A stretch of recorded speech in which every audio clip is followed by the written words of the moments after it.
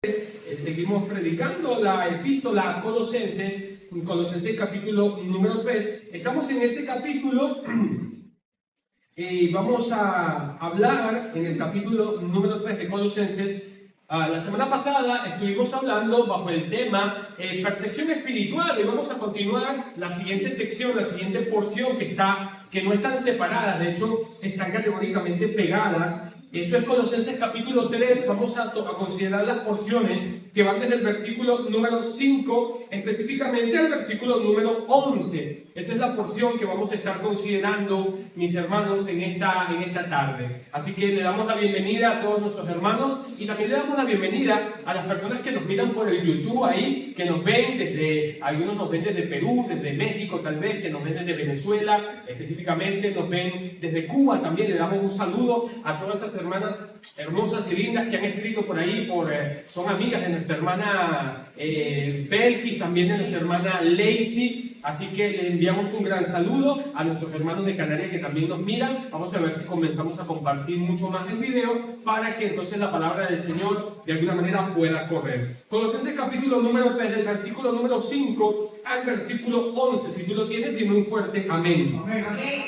Muy bien, dice así la palabra del Señor. Haced morir pues lo terrenal en vosotros: fornicación, impureza, pasiones desordenadas, malos deseos y avaricia, que es idolatría. Cosas por las cuales la ira de Dios viene sobre los hijos de desobediencia, en las cuales vosotros también anduvisteis en otro tiempo cuando vivíais en ellas. Pero ahora dejad también vosotros todas estas cosas: ira, enojo, malicia, blasfemia, palabras deshonestas de vuestra boca. No mintáis los unos a los otros, habiéndoos despojado del viejo hombre con sus hechos, y revestidos del nuevo, el cual conforme a la imagen del que lo creó, se va renovando hasta el conocimiento pleno. Donde no hay griego, no hay judío, no hay circuncisión ni incircuncisión, no hay bárbaro y tampoco hay escita, siervo ni libre, sino que mejor dicho, Cristo es el todo y en todo. ¿Te recuerdas que esto evidentemente es una alusión que hemos venido hablando acerca de esa palabra tan famosa de la carta Colosense? Es el pleroma de Dios. Y está diciendo este versículo sino que Cristo es el todo, y dice, y en todas las cosas. De manera que vamos a ver, hermanos, yo quiero predicar un tema que verdaderamente no es tan popular. Estos temas no son tan populares hoy en los púlpitos seguramente. Y verdaderamente al trazar la palabra del Señor, mis hermanos, vamos a ver que a muchas personas no quisieran escuchar mensajes que tengan una forma negativa. Y esto es lo que vamos a tratar de desglosar en este día. Yo quiero predicarles, y el título de mi sermón hoy está basado específicamente en la primera porción o la primera cláusula del versículo número 5 del capítulo número 3. Mira lo que dice: hacer, que dice morir. Este es el término griego necro, ese término griego necroten, que significa básicamente dar muerte. Yo quiero hablar, mis hermanos, en este apartado de esta sección de Colosenses. Yo quiero hablar acerca de la necrología, así como suena. Yo sé que todos estos domingos hemos estado un poquito médicos, ¿no? Pero vamos a hablar, este es un término aún que puede ser tomado como un término forense. Quiero predicar bajo el tema, bajo la necrología, escúchame. Vamos a hablar bajo el tema de la necrología del pecado. Que Dios nos ayude para que podamos ver el pecado tal cual, como Dios lo llama y como Dios lo ve. Acompáñame, queremos. Señor, te pedimos en este momento, ayúdanos, Dios. Permite que tu palabra pueda hallar un corazón, Señor, dispuesto a obedecerla, un corazón dispuesto, Señor, a que pueda, Dios mío, tu palabra hablar y desnudar por completo nuestras vidas al punto de que podamos ser edificados a través de ella. Bueno, para que este mensaje, Señor, pueda correr por estas redes sociales y por estos medios de comunicación, de manera que tú puedas tocar el corazón de aquellos hermanos y hermanas donde se encuentren, Señor.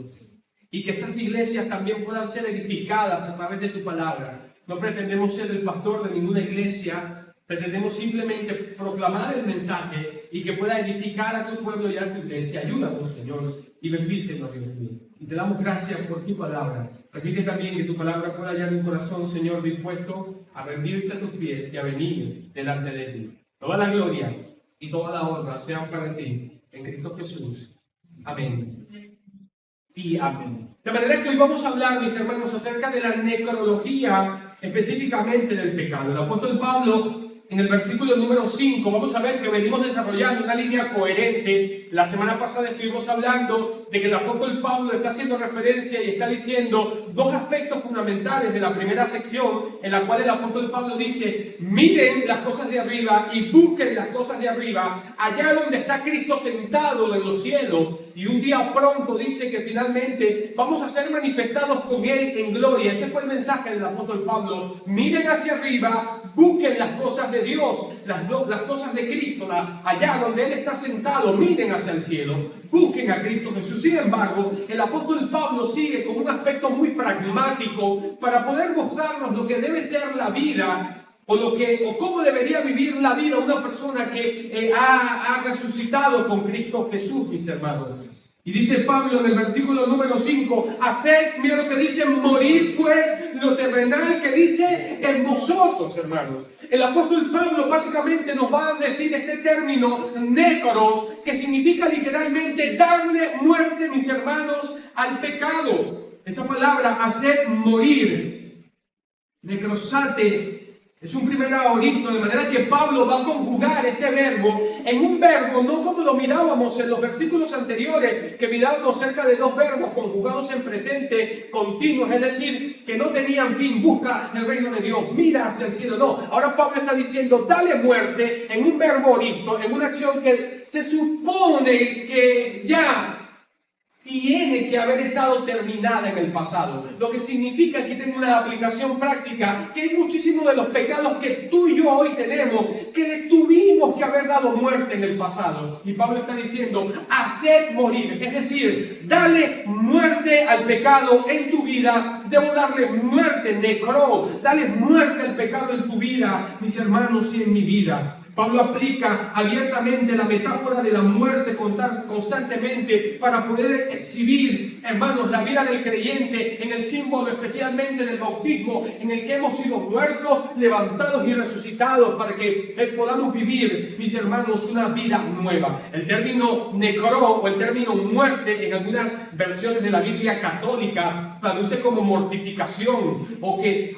lleva la idea de mortificar, de perturbar el alma, de perturbar los miembros. Pero escúchame algo, esa no es la idea del sentido del correcto del pasaje del texto griego. Más bien enseña, dale muerte al pecado, mis hermanos, en nuestra carne. Pasamos ahora entonces de lo positivo que hemos visto desde el capítulo 1 al capítulo 3, donde se nos ha declarado abiertamente que Cristo, porque es el tema fundamental de Colosenses, Cristo es preeminente en la creación, Cristo es preeminente en la cruz, y ahora Pablo pasa de hablar de las riquezas que tenemos en Cristo, como también la carta de los Efesios, para poder mostrarnos de alguna manera, mis hermanos, debemos vivir una vida práctica, debemos vivir una vida separada por completo del pecado. Escúchame algo, si tú y yo hemos resucitado con Cristo, necesitamos darle muerte al pecado en nuestras vidas. ¿Sabes cuál es el gran problema de muchas personas que vienen a la iglesia, que quieren tocar la iglesia y aún así vivir, mis hermanos, en el pecado? Literalmente, Pablo está diciendo, dale muerte, escúchame, dale muerte al pecado en tu vida. Y vamos a ver categóricamente cómo Pablo va a categorizar los pecados de diferentes índoles y de diferentes maneras. De manera que hoy tenemos tiempos en el que estamos viviendo donde las personas no quieren que los predicadores del evangelio, que los pastores hablemos de frente en contra del pecado. No queremos que el pecado lo llamemos como el pecado. No utilices la palabra pecado, eso mejor vamos a sustituirla por la palabra ignorancia, falta de conocimiento. Escúchame, el pecado significa llamar las cosas tal cual como Dios las llama. Tú sabes que Dios habla claramente y crudamente con el pecado.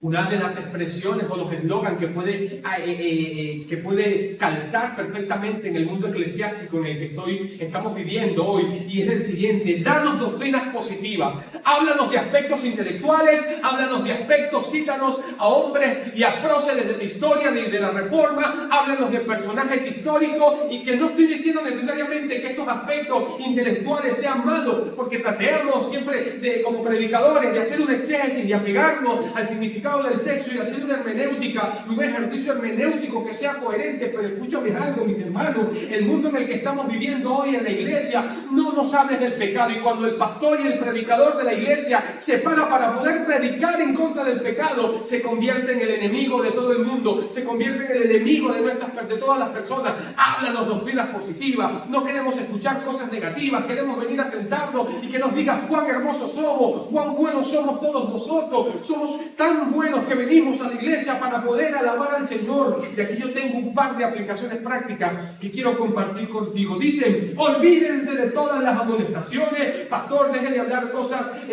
negativas y de advertencia de que nos va a pasar esto si vivimos en el pecado y nos va a pasar aquello. Sin embargo, necesitamos entender que las advertencias y los mandamientos negativos emanan de las verdades positivas de la doctrina cristiana. ¿Qué te parece eso? Esta es la razón por la que Pablo escribió: haced morir, ¿qué dice? Lo terrenal en vosotros. Dale muerte al pecado, hijo de Dios, hija de Dios, pastor. Todo el mundo necesitamos darle muerte al pecado literalmente en nuestras vidas. Por más que uno hable positivamente acerca de la salud, nunca curará el apéndice o un apéndice perforado. ¿Sabe a qué me refiero, verdad? El doctor, hablamos propiamente de un doctor, pero el doctor tendrá que ponerse, como en todas las enfermedades, tiene que ponerse el doctor negativo. ¿A cuántos de nosotros nos gusta pasar por una cirugía? O digamos un proceso quirúrgico. A ninguno de nosotros. Pero tú y yo sabemos que ese proceso negativo, aunque para nosotros, necesitamos entender que ese proceso negativo va a ser de gran beneficio para nuestras vidas. ¿Verdad que sí? Bueno, Pablo tiene en estos porciones de estos versículos, tiene puras admoniciones de carácter negativas. Hagan morir lo terrenal en vosotros. Y vamos a ver la lista categórica que el apóstol Pablo va a dictaminar. Ningún discurso, ¿verdad? Que ningún discurso acerca de la belleza nunca puede producir un jardín. ¿Sí me entiendes? Ningún discurso que podamos presentar, ningún discurso que podamos hablar acerca de la belleza nunca puede producir un jardín. A no ser que el jardinero trabaje, ¿verdad que sí? Cuando el jardinero trabaje y arranque la maleza, entonces en el momento que arranque la maleza, escúchame algo, entonces el jardín va a ser posible. Creo que la metáfora es perfecta. Necesitamos desarraigar y darle muerte al pecado en la vida, porque no va a haber otra manera, mis hermanos, de poder mirar la vida cristiana de una manera hermosa, de una manera bella y poder vivir una vida cristiana victoriosa. Tú sabes que es terrible y que es lamentable ver cristianos con vidas derrotadas por el pecado por completo. Quiero hacerte una pregunta. ¿Está tu vida hoy derrotada por el pecado? ¿Crees en Dios? Tú me vas a decir, sí, pastor, creo en Dios, pero tu vida está derrotada por completo por el pecado. Necesitas pensar en cuanto a eso. Recuerda, estamos hablando de la ese término griego, necrología del pecado. La necrología del pecado. Presta atención. Lo positivo y lo negativo van juntos. Escúchame, no podemos vivir en una utopía, esa utopía que habló el filósofo conocido como Tomás Moro, en un mundo lejano donde no hay problemas y todo es feliz. Escúchame, lo negativo y lo positivo van juntos, el uno sin el otro. ¿Sabes qué puede causar desequilibrio? Es necesario que podamos, los predicadores y los pastores, si alguien me escucha, donde tú te encuentres, y hermano, es necesario que podamos desnudar el pecado y predicar en contra del pecado, porque si no, no tendríamos equilibrio. No me voy a parar en este lugar para decir cuán hermosos somos. Voy a pararme y voy a tomar la escritura. Y un ejemplo de eso, mis hermanos, es este en el que estamos tocando en este mensaje. Hagan morir lo terrenal en vosotros, dice el apóstol Pablo. Para un predicador y un pastor es difícil hablar del pecado como lo estamos haciendo y vamos a seguir desglosando. Pero ese equilibrio es necesario para que Dios pueda trabajar en tu vida y para que Dios pueda trabajar en mi vida. No estoy hablando de una prédica empalagosa, por favor. Estoy hablando básicamente de tomar el texto, ver lo que Dios tiene que decir y presentarlo a la congregación y darle las aplicaciones pertinentes, porque esa es la forma que entendemos que Dios habla.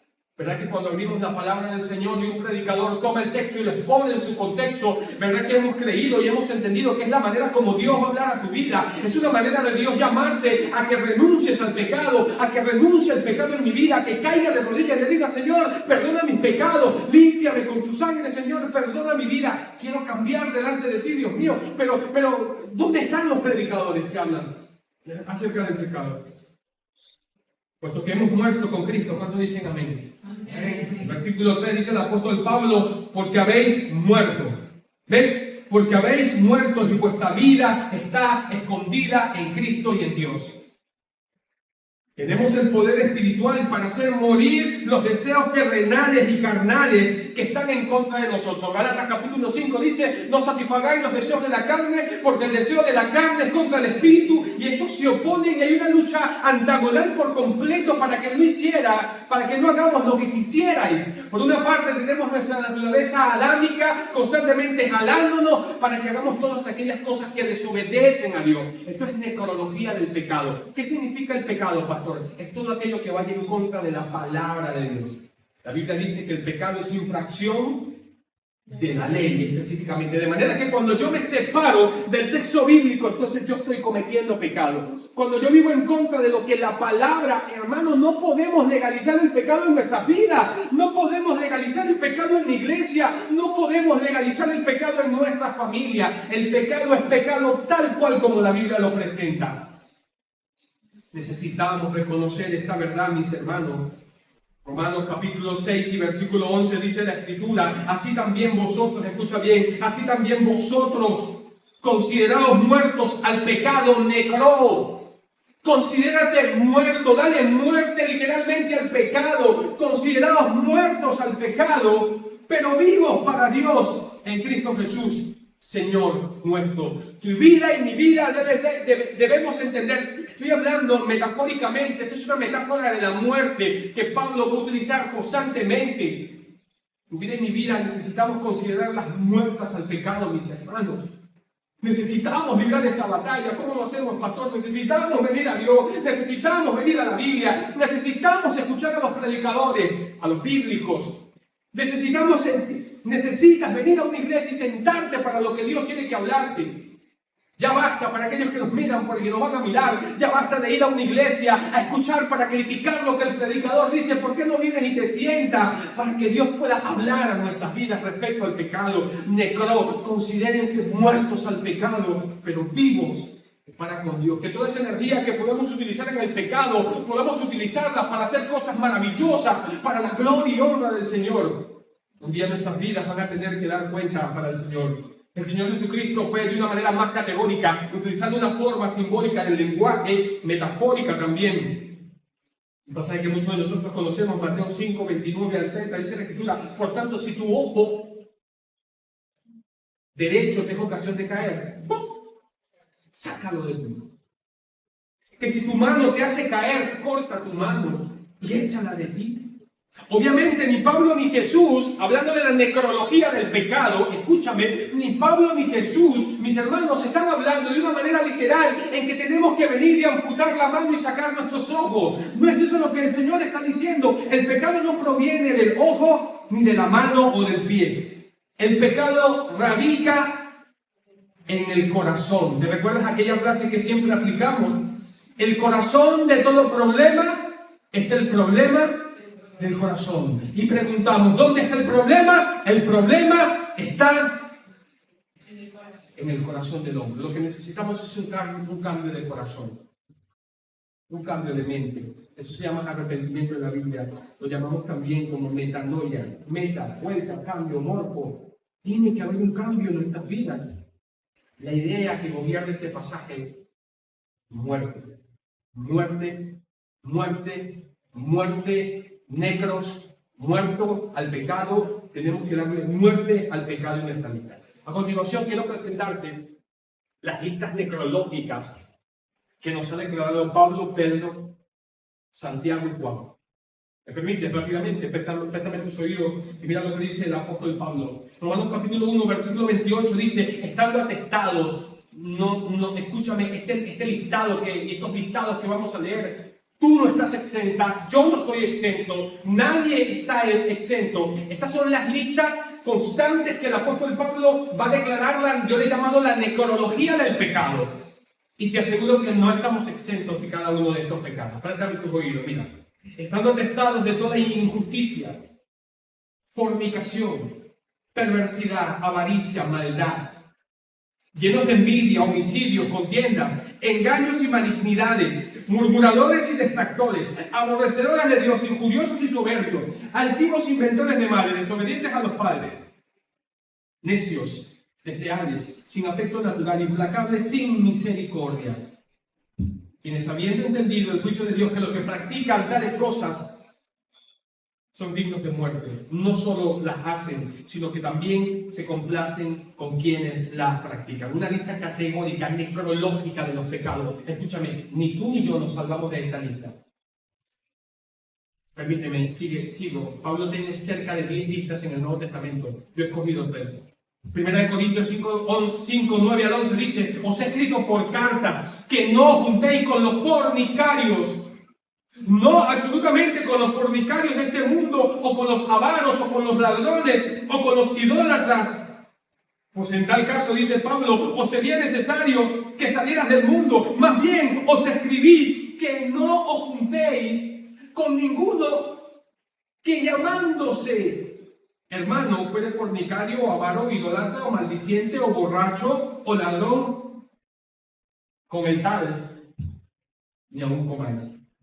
Finalmente dice Pablo en 1 Timoteo 9 al 10, conociendo esto, que la ley fue dada para el injusto, que la ley, no fue dada para el justo, sino para el transgresor, para el desobediente, para el impío, para el pecador, para los irreverentes y profanos, para los parricidas y matricidas, los que matan a papá, los que matan a mamá, para los homicidas, para los fornicarios, para los sodomitas y para los secuestradores, para los mentirosos y perjuros y para cuantos se opongan a la ley de Dios. Esas son las listas necrológicas del apóstol Pablo. No te preocupes que ya termino mis listas. Mira lo que dice el apóstol Pedro. Basta ya el tiempo pasando de haber hecho lo que agrada a los gentiles, andando en lascivias, concupiscencias, embriagueces, orgías, disipación, abominación, idolatría. Ese es Pedro, esa es la lista necrológica de Pedro. Mira Juan. Pero los cobardes, incrédulos, abominables, homicidas, fornicarios, hechiceros, idólatras y todos los mentirosos tendrán su parte en el lago que arde con fuego y azufre. Esta es la muerte segunda. Finalmente el apóstol Santiago, dice de la siguiente manera: pero la sabiduría que no desciende de lo alto, la llama el apóstol Santiago de la siguiente manera: es terrenal, animal y diabólica. Y sigue diciendo: porque donde hay celos y contención, allí hay toda perturbación y toda obra perversa. La Biblia presenta el pecado tal cual como es. Tú sabes a quienes ellos les escriben esta carta. Tú puedes saber que estos pecados estaban presentes, mis hermanos, en estos lugares. Tengo una ilustración, mira. Era así. Hace cientos de años en Inglaterra, en términos de justicia, si un ladrón en Inglaterra era condenado, ¿sabes qué le hacía? Por robar, le amputaba literalmente la mano derecha. Si era condenado por el mismo delito, la segunda vez, ¿sabes qué le hacían? Le amputaban la mano izquierda. Cierto casterista perdió ambas manos y continuó practicando su delito de robar. Pero ¿sabes qué usaba ahora? ¿Qué crees tú que usaba? Usaba los dientes. La operación física no puede cambiar el corazón. Escúchame algo, una operación física, someter a alguien en una prisión, no puede transformar las prisiones, no pueden cambiar a los delincuentes, porque el único que puede cambiar el corazón humano se llama el verdadero y santo Hijo de Dios. Él puede cambiar todo, Él puede transformarte, Él puede quitarte el vicio, puede quitarte el pecado, puede acabar por completo con el pecado en tu vida y en mi vida. Así que mis hermanos, Pablo no solo es negativo en este párrafo, no solamente Pablo está diciendo hagan morir en este párrafo, sino que también nombra los pecados y los llama por su nombre. Mira conmigo el versículo número 5, haced morir pues lo terrenal en vosotros. ¿Y qué dice? Fornicación, esta es la palabra griega pornea, de donde viene el término o el sustantivo prostituta. Fuerte, pastor, qué fuerte. El pecado hay que llamarlo como Dios lo llama. Es el término pornea, fornicación. Y el segundo es impureza, catarsis, que tiene que ver con, que estaba asociado, vamos a ver, también con la impureza. Dice fornicación, impureza, una línea de pecados en términos sexuales. Fornicación, vamos a ver que Pablo es categórico en todas las cartas, en categorizar y agrupar los pecados. Dice fornicación, impureza y pasiones desordenadas. Esto tiene que ver con pecados, hermanos, sexuales, específicamente. Tremendo, pasiones desordenadas, malos deseos y avaricia. Y finalmente también dice que es idolatría. Vamos a ver acá acerca de esto. Cosas por las cuales dice, en el versículo 6 dice, cosas por las cuales la ira de Dios viene, y sigue diciendo, sobre los hijos de desobediencia. No están diciendo que sean hijos de Dios, son hijos, los llaman los hijos de la ¿qué? De la desobediencia específicamente. Fornicación se refiere a la inmoralidad en general. Impureza significa impureza, lascivia, que está relacionada con la lujuria y con el libertinaje. La fornicación es básicamente, ustedes lo saben, es tener relaciones sexuales con una persona que no es mi esposa. Pero el término puede tener una tendencia ambigua, de manera que un hombre y una mujer que están casados, al tener relaciones sexuales con otra mujer que no es su esposa o con otro hombre que no es su esposo, a esto también la Biblia lo va a llamar fornicación, pero a su vez también es impureza. Tremendo. Y también es una pasión de concupiscencia desordenada. Que cada uno y cada una puedan saber tener a su propia esposa y a su propia esposa, a su propio esposo en santidad, dice la Biblia, y en honor. En honrosos en todo el matrimonio y el lecho sin mancilla, porque a los adúlteros y a los fornicarios, dice la Escritura, los va a juzgar Dios. De manera que las pasiones desordenadas describen un estado mental que excita a la impureza sexual. Una pasión desordenada, tengo mi esposo, tengo mi esposa, o también puede aplicarse en otros ámbitos. Estoy sano, estoy bien, pero una pasión desordenada habla de alguna manera de un deseo mental que te excita a poder ir en contra de lo que la palabra de Dios sugiere de alguna manera. El segundo término, impureza, catarsia, también era un término general usado para la inmoralidad sexual. De manera que es un término genérico y Pablo lo está categorizando de una manera extraordinaria. Si yo propicio, escúchame, lo que deseamos generalmente determina lo que hacemos. Lo voy a volver a repetir. Lo que nosotros deseamos generalmente determina lo que nosotros hacemos. ¿Cuáles son tus más profundos deseos hoy? Lo que deseas, eso es lo que te vas a convertir. Si yo propicio en mis hijos un apetito de comer dulce, ¿qué tú crees que es lo que van a querer comer ellos? Dulce, dulce, dulce y dulce. Ellos van a querer poder satisfacer los dulces en ellos. Eso es una lucha con los niños, ¿verdad? Que no coman dulce, quieren comer dulce, dulce, dulce. Es una gran lucha. Pero me gusta mucho la oración del salmista. ¿Te recuerdas el Salmo 51:10? Crea en mí, oh Dios. Crea en mí, oh Dios. Un corazón que dice limpio. ¿Dónde están esos creyentes que le dicen, Dios, crea en mí un corazón limpio? Límpiame, Señor, ayúdame a poder pelear. Estás peleando con el pecado hoy, hermano. Estás peleando. Vamos, yo también peleo con el pecado. Y Pedro dice, no habéis peleado con el pecado hasta la muerte. ¿Verdad que los pecados que cometemos dañan a otras personas? Por favor, séme sincero, vamos. El pecado que cometemos daña o no daña a las personas. No solamente nos daña a nosotros, sino que el pecado que yo cometo daña a otra persona. Y peor aún, los pecados que otros cometen nos terminan dañando a nosotros.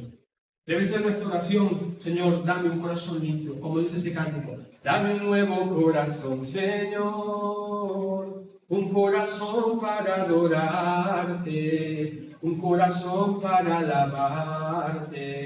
Dame un nuevo corazón. Y dice la canción o el corito, limpio como el cristal, dulce como la miel, mi corazón será ¿Cómo? Pero es que es una realidad. Necesitamos pedirle a Dios que nos pueda dar un corazón limpio. ¿Nunca has pensado y has meditado qué terrible es poder sentirse con un corazón que pueda estar oscuro, lleno de oscuridad delante del Señor? Terrible y patética, pastor, la condición, escúchame, sí, terrible y patética la condición de un corazón que aunque ha sido redimido por la sangre de Cristo, todavía, como decíamos la semana pasada, sí, claro que sí, complicado, contradictorio. ¿Cómo puede ser posible? ¿Te recuerda la metáfora, la ilustración de la semana pasada, que en la persecución en la Segunda Guerra Mundial las mujeres judías daban a luz en un cementerio? Porque el dar a luz y la presencia de un niño es sinónimo de vida. Y decíamos, bueno, literalmente es así, es paradójico, pero es una realidad. El creyente que ha nacido de nuevo todavía quiere vivir su vida en la sepultura, literalmente. Hermanos, Dios nos ha llamado a que miremos al cielo, a que busquemos a Dios y que hagamos morir lo terrenal, literalmente, en vosotros. Debe ser nuestra oración, porque el corazón provienen esos deseos pecaminosos. Marcos capítulo 7, si puedes buscarlo en tu Biblia, del versículo 21 al versículo 23, el Señor Jesucristo, el Maestro, va a hablar acerca de la necrología del pecado. Y Él dice, porque de dentro del corazón de los hombres, es decir, el problema no es una situación externa, el problema hay que lidiar de raíz con el pecado, y la raíz del pecado está dentro de los deseos del ser humano. No es un tema, escúchame, anatómico, es un tema espiritual, es un tema del alma. El alma es el asiento de las emociones, de los recuerdos. Ahí se alojan los pecados. El problema de tu pecado y mi pecado está dentro del alma. Ese falso deseo que tenemos de hacer lo contrario a la palabra del Señor. Y Jesús lo explica, porque de dentro del corazón de los hombres salen los malos pensamientos, los adulterios, esta es la necrología del Maestro, las fornicaciones, los homicidios, los hurtos, la avaricia, las maldades, el engaño, la laxidia, la envidia, la malediciencia, la soberbia, la insensatez. Todas estas maldades de dentro salen y contaminan al hombre. ¿De dónde salen? No, pastor, es una situación que una vez en mi vida yo iba caminando y alguien me ofreció droga, o alguien me ofreció alcohol, o alguien se me presentó una mujer y fortuitamente cometí una fornicación. No pasa de esta manera. El meollo del asunto, la situación está dentro de nuestra alma, y es aquí donde debemos lidiar con el pecado. Necesitamos darle nécros, necesitamos darle muerte al pecado. ¿Dónde le vamos a dar muerte? Tienes que hacer morir lo terrenal en tu vida y en mi vida. Tenemos que hacer morir el pecado en nuestra vida. ¿Qué vamos a hacer? ¿Vamos a dañar nuestras vidas con el pecado? Te pregunto, ¿vamos a acabar nuestras vidas, nuestras familias? ¿Vamos a acabar nuestros matrimonios? ¿Vamos a acabar las relaciones más hermosas que Dios nos ha dado por causa del pecado? ¿Vamos a destruir tu relación con tu pastor por un simple hecho de querer vivir, de rebelarte a tu pastor, de vivir a espaldas de Dios, de murmurar de tu pastor, de murmurar de los hermanos de la iglesia? Hay que darle muerte, mis hermanos, al pecado. Muerte, muerte, muerte. Esa es la consigna de hoy. Darle muerte. Pastor, eso es negativo. Es necesario que le demos muerte al pecado en nuestra vida. No podemos pretender decir, amo a Dios, cuando vengo a la iglesia, y luego vivir de una manera incorrecta. Avaricia, ¿qué es idolatría? Dice el apóstol Pablo. La avaricia es el pecado. Ese deseo de querer tener siempre más placeres, más cosas. Quiero más dinero, quiero más calidad de vida, entre comillas. Quiero vivir más. Trabajo, dinero, coches nuevos, casas nuevas, nuevas comidas, nuevos restaurantes. Y finalmente, el apóstol Pablo dice, fornicación, impureza, pasiones desordenadas, y tiene el versículo 5, malos deseos y avaricia. Y finalmente termina diciendo que todos esos pecados sexuales terminan convirtiéndose en idolatría. Te hago una pregunta, ¿cuál es tu ídolo? Dime, ¿cuál es tu ídolo en este momento? ¿El dinero? ¿El trabajo? ¿Cuál es tu ídolo? ¿Tu propia familia es tu ídolo? ¿Tu hijo, tu hija? ¿Algún vicio? ¿Algún lugar? ¿Cuál es tu idolatría? Suelta ese ídolo. Aunque no es de metal, aunque no es de yeso, pero se convierte en un ídolo en nuestros corazones, y no permita que Cristo pueda ser formado en nosotros, como dice Pablo. Dice Pablo, tengo dolores por ustedes, dolores de parto hasta que Cristo sea formado en vosotros. Cristo necesita ser formado en tu vida y en mi vida, y para eso tenemos que hacer morir el pecado en nosotros. Aún así, este pecado puede hacernos quebrantar los mandamientos. El pecado de la codicia o de la avaricia es el 10º mandamiento y nos puede llevar a cometer pecado contra los otros mandamientos, 9 mandamientos. Claro que sí. El 10º mandamiento dice: no codiciarás a tu prójimo, no codiciarás a la mujer de tu prójimo, ni a su asno, ni a su buey. Es decir, que la aplicación práctica es que si nosotros rompemos ese mandamiento, acabamos con todos los demás mandamientos. No podemos amar al prójimo, no vamos a poder amar a nuestra familia, porque es tanto la idolatría que tenemos con ese pecado que no podremos amar a Dios. Y hacíamos una pregunta, y es la siguiente: ¿acaso cometen tales pecados los creyentes dentro de las iglesias locales? ¿Qué crees tú? ¿Los cometen o no los cometen? Claro que los cometemos. Tengo una ilustración porque necesito avanzar en mi tiempo rápido. Un escritor cuenta la historia de un pastor que tiene una conversación con un miembro de la iglesia. Y cuenta la siguiente historia. Él cuenta de la siguiente manera: me acuerdo de un pastor que predicó una serie de mensajes en contra de los pecados de los creyentes, como esta que estamos hablando ahora. Y un miembro de su congregación lo desafió un día y le dijo que sería mejor si el pastor le predicara esos mensajes a esos cochinos pecadores de afuera. Después de todo, dijo el miembro de la iglesia, el pecado en la vida de los creyentes es diferente al pecado en la vida de otras personas. ¿Y cuál es la diferencia? Bueno, si esos pecadores, nosotros somos diferentes a los pecadores de afuera, pero es que nosotros también somos pecadores. Pero ¿cuál es la diferencia? ¿Saben cuál es la diferencia? Es que nosotros pecamos, pero nosotros pecamos con clase. O sea, nosotros nos diferenciamos a ellos cometen pecado, nosotros también, pero nosotros pecamos con clase. Madre mía, es de pecado igual. Dice que después de todo, dijo el miembro a la iglesia, lo que hace la diferencia es eso. ¿Y quieres saber qué le respondió el pastor? El pastor le respondió lo siguiente: sí, es verdad. Sí, es verdad. Respondió el pastor y finalmente le dijo una sola frase: pero es peor. Claro, porque tú y yo venimos con la pinta.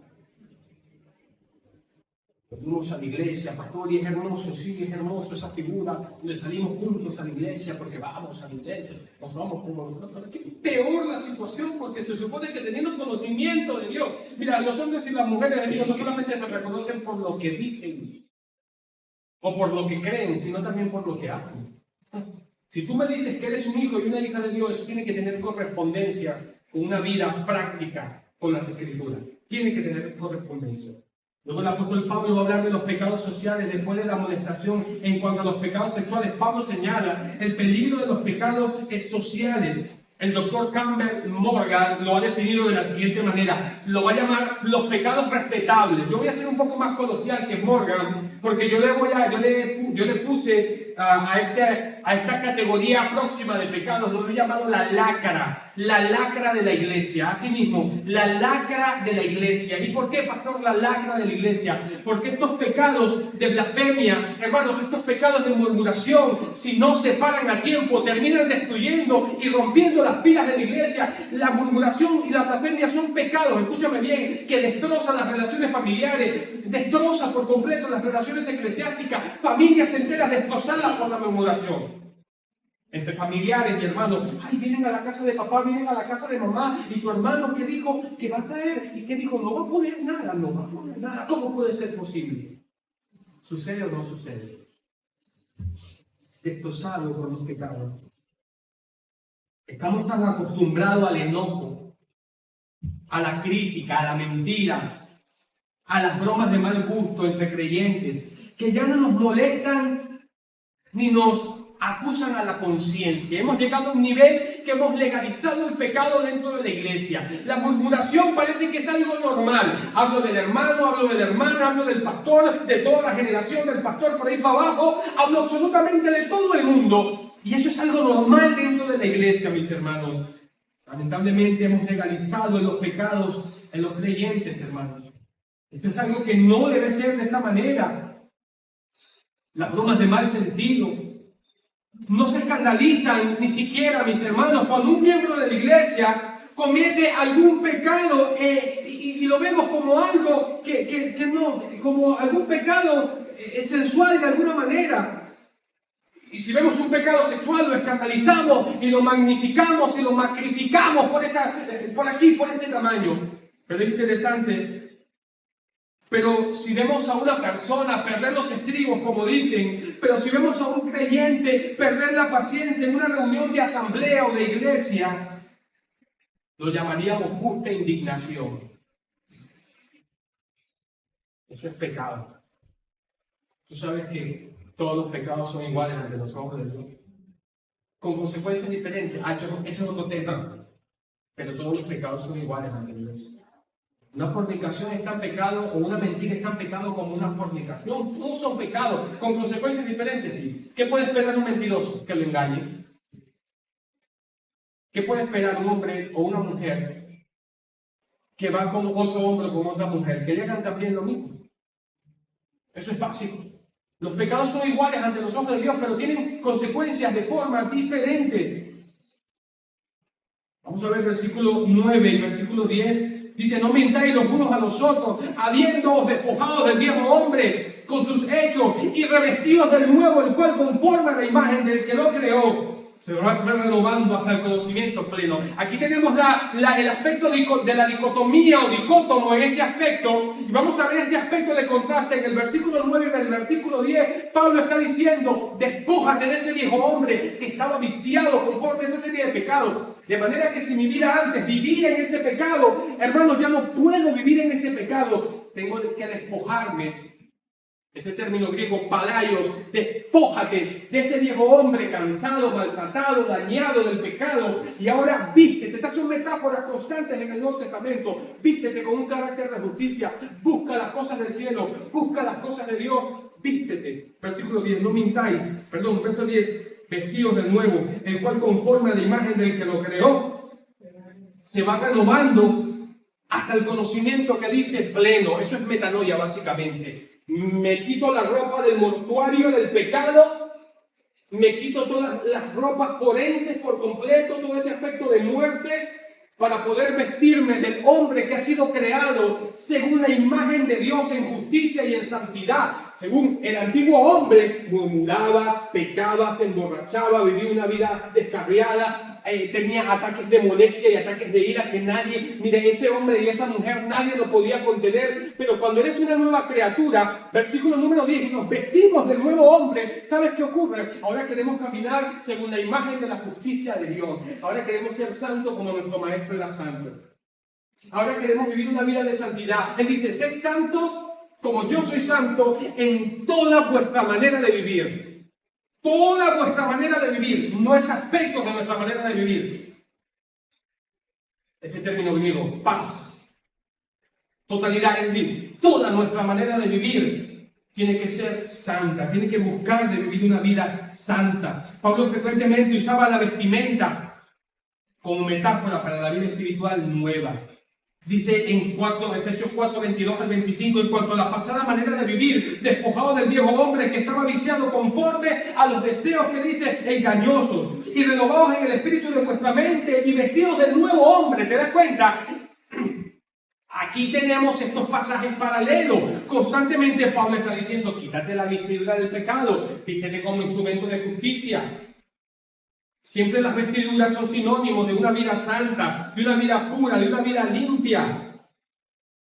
¿Te recuerdas que a la iglesia se le ha concedido que se vista? Estas son expresiones metafóricas, lino fino, limpio y resplandeciente. Y termina diciendo, da la aplicación, mejor dicho, la explicación. Dice, y el lino fino, limpio y resplandeciente son las acciones justas. ¿De quiénes? De los santos. Debemos vestirnos de ese hombre de justicia. Las ropas corpóreas representan la vida vieja con sus hechos pecaminosos.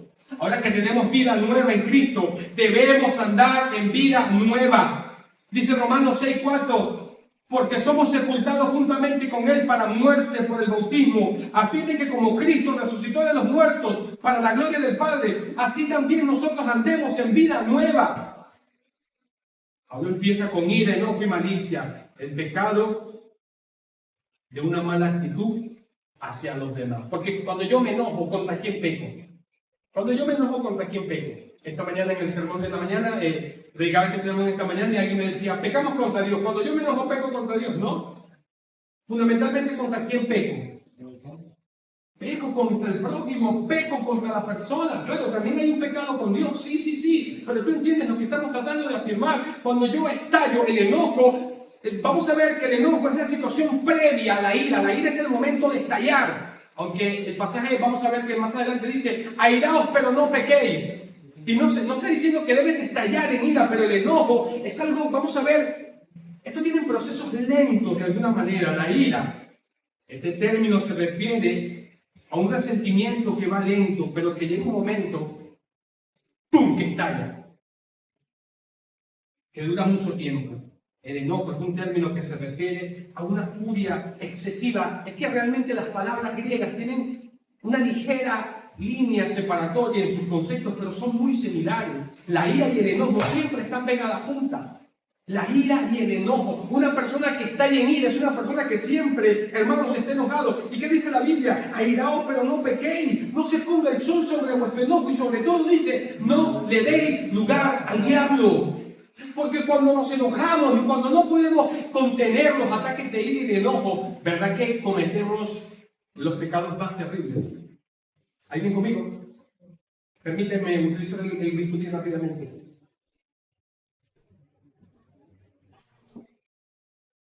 ¿Verdad que cuando nos enojamos y nos airamos decimos lo que no deberíamos decir? ¿Alguien le ha pasado eso? Yo me paro primero. Comenzamos a botar por la boca las cebollas, los ajos y los sapos. Hay creyentes que piensan que decir malas palabras, piensan que se sienten en la moda. Mira el versículo 7, en las cuales vosotros también anduvisteis en otro tiempo andando, cuando vivías en ella. Pero ahora deja también, verso 8, todas estas cosas, ira, enojo, malicia, pecados de la boca. ¿Qué más dice? ¿Qué dice? Malicia, ¿qué más dice? Míralo ahí. Blasfemia. Y mira lo que dice, ¿palabras qué? Palabras deshonestas de vuestra boca. Es un gran pecado el problema de la boca, de la ira y del enojo. La malicia, este término significa pensamientos violentos. Dios tiene todo el derecho de airarse ante el pecado. Mira el versículo 6 conmigo. Cosas por las cuales la ira de Dios viene sobre los hijos, que dice, de desobediencia, de manera que Dios tiene el derecho de enojarse en contra y de irarse en contra del pecado y juzgarlo, porque Él es un Dios justo y es un Dios santo. Y aquí tenemos una aplicación práctica. Escúchame algo. Si tú y yo no juzgamos nuestros propios pecados, ¿sabes quién los va a juzgar? Dios juzgará tu pecado y Dios juzgará mi pecado. ¿Y cómo lo hará? Tal vez no te quitará la vida, pero va a comenzar a darte, como dicen aquí en Canarias, en España, comienza a darte caña. Tácata. En mi país decimos, en el país donde vive mi mamá, le decimos un palo cochinero. Le dicen un palo cochinero. ¿Saben cómo es un palo cochinero? Así anteriormente mataban a los cerdos. ¿Qué le metían? Un palo cochinero. Si tú y yo no juzgamos nuestro pecado, Dios va a tener que darnos nuestro palo cochinero. Y muchas veces no te quita la vida, pero comienzan a suceder cosas en nuestro alrededor. Estoy hablando con creyentes. Y dicen, bueno, pero ¿esto por qué me pasa? Te clavan una multa, se te pierde el dinero. ¿Alguien así conmigo? No me dejes solo, no creo que soy el único. Vamos molestos. ¡Bum! La carretera marca 120. ¿Y qué sucede? Pasamos de 120. ¿Y qué pasa? Porque vas molesto. Cálmate.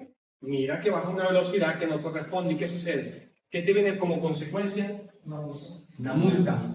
Dios se encargará de juzgar tu pecado y mi pecado. De hecho, existe una ira justa en contra del pecado. que debe caracterizar a los creyentes. Nosotros debemos airarnos en contra del pecado, claro que sí. Sin embargo, ninguno de nosotros tiene el derecho de tomar el papel de Dios y juzgar a otros de acuerdo con nuestras actitudes. La malicia es una actitud mala, de mala voluntad hacia las personas. ¿Tú te has conseguido con personas maliciosas? ¿Tú has conocido a gente maliciosa? Vaya que yo lo he conocido en esta vida. Y de todas las clases y de todos los índoles. En la universidad, en la iglesia, en mi país, hay gente maliciosa que tiene una malicia y una capacidad especial. Son maliciosos a la manera de Satanás, el diablo, y tienen la capacidad de poder poner a pelear a uno de los mejores amigos. Pero es que son unos expertos en malicia. Interesante. Todo lo tergiversan, todo lo malponen, todo lo malinterpretan. Terrible lo que puede hacer el pecado, la malicia. Es lo que está diciendo Pablo. Denle muerte a esos pecados en su vida porque van a traer muchas consecuencias. Está diciendo Pablo. Mira, los que tienen el problema de la blasfemia describe el habla que calumnia a otro y lo humilla. Frecuentemente entre los creyentes esta es la clase de chismes maliciosos. Se disfraza de un supuesto interés espiritual. ¿Cuántos han escuchado lo siguiente? Solo te digo lo que sé de ella. Y de paso, ¿sabes lo que dicen? Solo te digo lo que sé de ella, pero te lo cuento para que ores. Madre mía, y de paso metí a Dios para que ores. Tú te das cuenta que estás murmurando. La murmuración significa comentar en bajito. Así en bajito. Así es la murmuración. Y va creciendo. ¿Te recuerdas cómo lo llamé? El doctor Campbell Morgan lo ha llamado los pecados respetables. Yo lo he llamado la lacra del mundo. Es la lacra de las iglesias. Divide iglesia, maltrata corazones, divide familias, divide amigos. Pablo está diciendo, denle muerte a estos pecados en la vida de la iglesia, denle muerte a estos pecados en tu vida personal. Necesitamos darle muerte, mis hermanos, a estos pecados. Las distracciones, palabras deshonestas de nuestra boca. Ya estoy aterrizando en mi mensaje por el tiempo, mis hermanos.